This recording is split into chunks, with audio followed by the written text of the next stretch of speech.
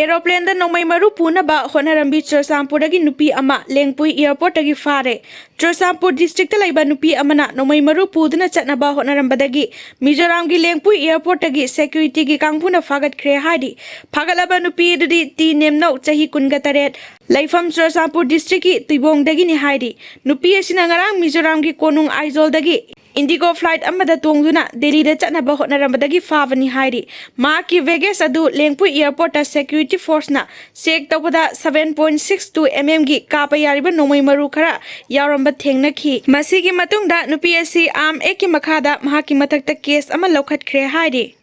Chursampur da Kuki khulai paiba singna kidnap tawkhiba driver ahum kanba ngamkhre ani na thiba khangdana leiri Chursampur da operate tawduna leiba Kuki zo khulai paiba sing oigani haiba thajaba singna sel gi demand da faduna pukiba asam gi driver ahum security force ki kangpuna matam chana kanba ngamhore atopa thodok amana haukiba January 13 ga mathoi numidang wairamda Chursampur dagi chakpi karongrom da chatkiba mioi ani sakhangdaba khulai paiba mioi singna kidnap tawkhibadagi hojik fawba thiba khangdana leiri haidi hiram asigi matangda pauchi asina Chursampur dagi fangba paugi matung inadi mamang tha January 13 ga mathoi gi numidang pung 10 rom taba matamda Chursampur tamna cement pudana lakpa tata truck singi manungda driver ahumbu Kuki zo kulai paiba singna sel gi demand ga mari leinana far Chursampur gi songpi village ta pusinki driver ahum masi kidnap tawduna pukhre haiba pau fangbadagi security force ki kanguna thiba humbagi thabak chatharakpada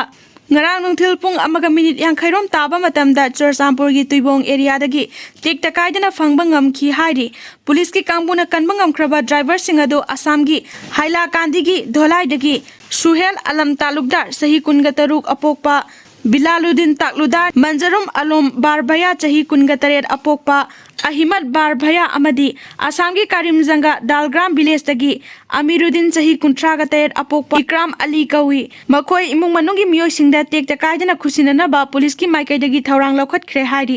atopa thodok amadana Chursampur dagi miyoi ani amasu masakhang daba khulai paiba singna January 13 ga mathoi gi numidang wairam pung 5 ga minute 95 rom taba matamda chakpi karong dagi masakhang daba khulai paiba singna kidnap tawduna pukhibadagi hojik fawba thiba khangdana leiri haidi thiba khangdana leiriba miyoi sing adugi imung manungki maikai dagi ngarang Chursampur police station da aiba cherol ama pisilakpadagi police na FIR ama lokhat khre hairi police ki pauna hai ngarang ayupung 13 ga minute 55 rom taba matamda Chursampur gi Bungmul village ta laiba Priti Kumar sahi kunga tarukna Chursampur police station da pisin kiba report amada mahaki manau nupa Mr Sandan Kumar sahi kunga manga apokpa Harisha amadi mahaki driver oina Chursampur gi tuibong Jion Bank da laiba Kaplinlan Elias Lalboy sahi 13 ga humdai apokpa Lanmin thanga loinana mamang thagi 13 ga mathoi da chakpi karong da punna setminaki bani makhoi ani bu numit adugi numida waram pung 5 ga minute 55 rom taba matamda masak khangdaba khulai paiba singna kidnap tawduna pukhibadagi